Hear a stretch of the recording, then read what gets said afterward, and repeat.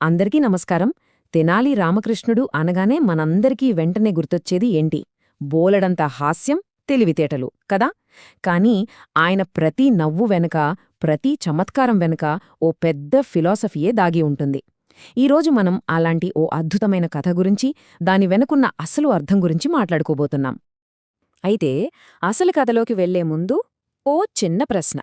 ఒక మామూలు నవ్వు ఒక శక్తివంతమైన దేవత మనస్సుని ఎలా గెలిచింది? అంటే ఆవిడ అనుగ్రహాన్ని ఎలా సంపాదించుకుంది? ఇదే ఈ కథలోని అసలు పాయింట్. సో ఈ కథ ఎప్పుడు మొదలవుతుందంటే, రామకృష్ణుడు ఇంకా శ్రీకృష్ణదేవరాయల ఆస్థాన కవి కాక ముందు అనమాట. అప్పట్లో ఆయన ఓ సాధారణ యువకుడు.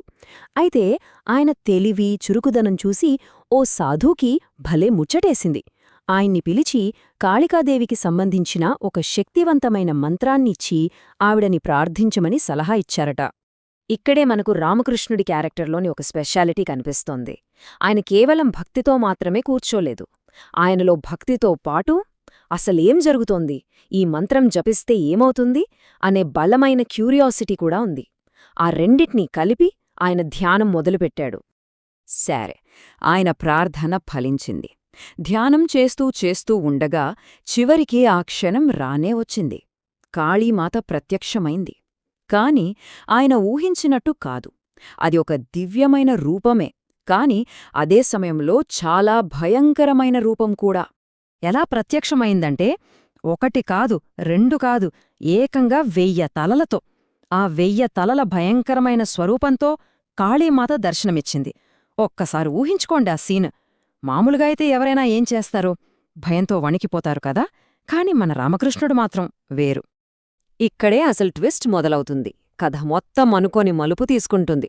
ఆ భయంకరమైన రూపాన్ని చూసి అందరూ భయపడితే, రామకృష్ణుడు మాత్రం దానికి పూర్తిగా ఆపోజిట్గా రియాక్ట్ అయ్యాడు.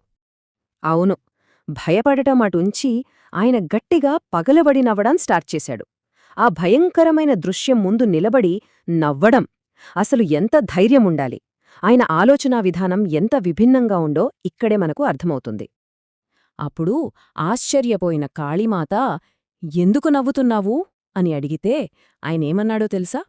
అమ్మా, ఏమీ లేదు, నాకో చిన్న డౌటొచ్చింది. మామూలుగా మనకి జలుబు చేస్తే ఒకే ఒక్క ముక్కుని 2 చేతులతో తుడుచుకోడానికే చుక్కలు కనిపిస్తాయి.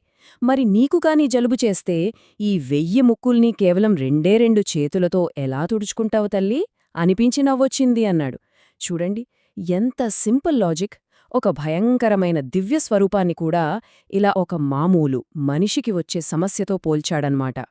ఇప్పుడు చూడండి, సాధారణంగా అయితే దేవతకి కోపం రావాలి. కాని ఇక్కడలా జరగలేదు. ఆవిడికి కోపం రాలేదు, పైగా సంతోషం వేసింది. దైవమంటే భయపడాల్సిన వస్తువు కాదు, చనువుగా, ప్రేమగా చూడాల్సిన ఒక భాగమని రామకృష్ణుడు నిరూపించాడు. ఆ నిర్భయత్వానికి, ఆ చనువుకి మెచ్చుకుని అతనికొక పరీక్ష పెట్టాలనుకుంది. అప్పుడు ఆవిడేం చేసిందంటే, రామకృష్ణుడు ముందు 2 గిన్నెలు పెట్టింది. ఒక గిన్నె నిండా పాలు. ఇది గొప్ప పాండిత్యానికి, అంటే నాలెడ్జ్కి, విజ్డమ్కి గుర్తు. రెండో గిన్నె నిండా పెరుగు. ఇది గొప్ప సంపదకి, అంటే వెల్త్కి, ప్రాస్పెరిటీకి గుర్తు. ఇది ఆయన తెలివితేటలకి పెట్టిన అసలైన పరీక్ష. కాని ఇక్కడే ఒక కండిషన్ పెట్టింది. ఈ రెండింటిలో ఏదో ఒకటి మాత్రమే నువ్వు తీసుకోవాలి అని చెప్పింది. ఇప్పుడు చెప్పండి, ఎంత కష్టమైన ఎంపిక! జ్ఞానం కావాలా, సంపద కావాలా? ఏమెంచుకుంటాడు రామకృష్ణుడు? కాని మన తెనాలి రామకృష్ణుడు రూల్స్ ఫాలో అయ్యే రకం కాదు గదా.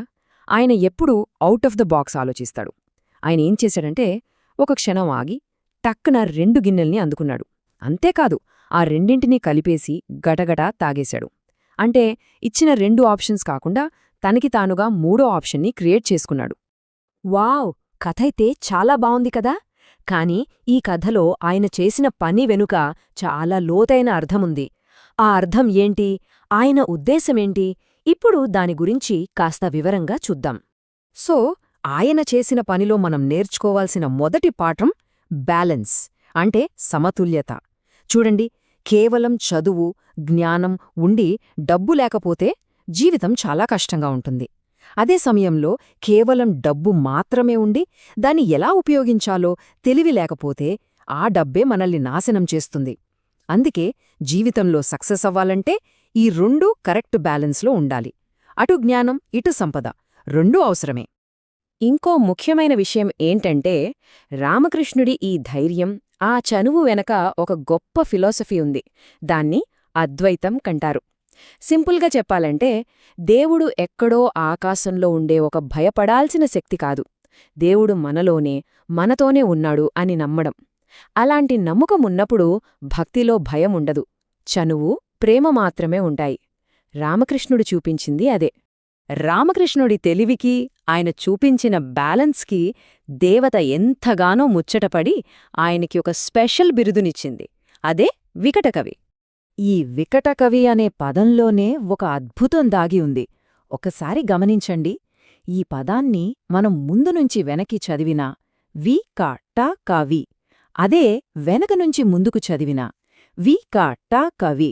చూసారా, ఎలా చదివినా ఒకేలా ఉంటుంది. ఇలాంటి పదాలనే పాలిండ్రోమ్ అంటారు. అయితే ఇది కేవలం ఒక పదం మాత్రమే కాదు, ఇదొక జీవన తత్వానికి ప్రతీక.